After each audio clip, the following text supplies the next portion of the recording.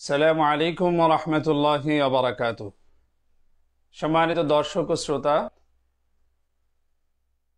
আল্লাহ রাব্বুল ইজ্জাতের পক্ষ থেকে আমাদেরকে বিভিন্ন সময়ে মুসলিম জাতির জন্য উদযাপনের জন্য বিভিন্ন দিন দিয়ে থাকেন। তার মধ্যে আমরা সকলে জানি আল্লাহর পক্ষ থেকে দুটি দিন, ঈদ উল ফিতর এবং ঈদ উল আযহা, এটি আমাদের জন্য বিশেষ দুটি দিন। যে দুটি দিন আল্লাহ রাব্বুল ইজ্জাত আমাদের জন্য খুশির, আনন্দের এবং ক্ষমার অনেক বড় সুযোগ আমাদেরকে প্রদান করেছেন। ঈদ উল আজহাতে আমাদের দুটি বিষয়ে ইবাদতের থাকে। একটি হলো ঈদ উল আজহার 2 রাকাত সালাত আদায় করা, আরেকটি হলো কোরবানি করা। কোরবানি করার বিষয়ে অনেকের পক্ষ থেকে আবার বলা হচ্ছে যে কোরবানি করাটা কি আসলেই ওয়াজিব নাকি এটি সুন্নাত অথবা মুস্তাহাব, যে না করলেও চলবে। তো এই প্রসঙ্গে আমরা আলোচনা করবার জন্য ইনশাআল্লাহ প্রয়াস পাবো। এই প্রসঙ্গে সর্বপ্রথম সূরাতুল কাউসারের ভিতরে আল্লাহ জাল্লা জালালুহু আম্মা নওয়ারহু ইরশাদ করেছেন, ফাসাল্লি লিরাব্বিকা ওয়ানহার। আল্লাহ রাব্বুল ইজ্জাত রাসূলুল্লাহ সাল্লাল্লাহু আলাইহি ওয়াসাল্লামকে নির্দেশনা প্রদান করেছেন যে আপনি আপনার রবের জন্য নামাজ পড়বেন এবং তার জন্য এই কোরবানি করবেন।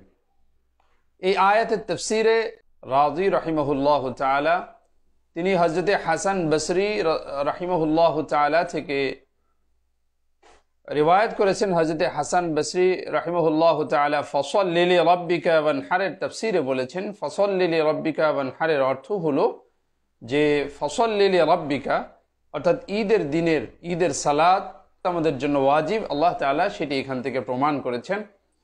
এবং ওয়ানহার শব্দ দ্বারা পশু কুরবানি করি, সেই পশু কুরবানিটি এখান থেকে ওয়াজিব সাবিত হয়েছে এই আয়াতে কারিমার দ্বিতীয় অংশ থেকে। ওয়ানহার, এই নাহার থেকে উদ্দেশ্য হলো, নাহার মানে কুরবানি, অর্থাৎ পশু জবাই করা, পশু কুরবানি করা, এটি ওয়াজিব। কাজী সানাউল্লাহ পানিপতি রাহিমাহুল্লাহ তাআলা তিনিও হযরত আতা, মুজাহিদ এবং ইকরামা থেকে বর্ণনা করেছেন যে এখানে ফাসাল্লি লিরাব্বিকা ওয়ানহার, এই নাহার দ্বারা উদ্দেশ্য হলো কুরবানি করা ওয়াজিব। সেই বিষয়টি এই আয়াতে কারিমায় আল্লাহ রাব্বুল ইজ্জত বুঝিয়েছেন। এমনিভাবে ইকরামা থেকে, আতা থেকে, মুজাহিদ থেকে ইবনু কাসির রাহিমাহুল্লাহ তাআলা ও তার তাফসীর গ্রন্থে এনেছেন যে ফাসাল্লি লিরাব্বিকা ওয়ানহার দ্বারা কুরবানি উদ্দেশ্য। এছাড়া ইবনে মাজা শরীফের সুনানে কুবরাতেও রিওয়ায়াতটি আছে। একটি রিওয়ায়াত খুবই প্রসিদ্ধ।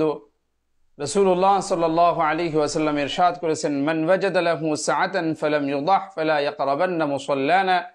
যাকে আল্লাহ তাআলা কুরবানি করার সামর্থ্য দিলেন অথচ সে কুরবানি করলো না, সে যেন আমাদের ঈদগাহে নামাজ পড়তে আসে না। শাস্তি বহন করে এরকম একটি কথা, এটি সাধারণত ওয়াজিব তরফ কেউ করলে তার সম্বন্ধে এই ধরনের শব্দ আল্লাহ রাসূল সাল্লাল্লাহু আলাইহি ওয়াসাল্লাম ব্যবহার করেন বা করেছেন।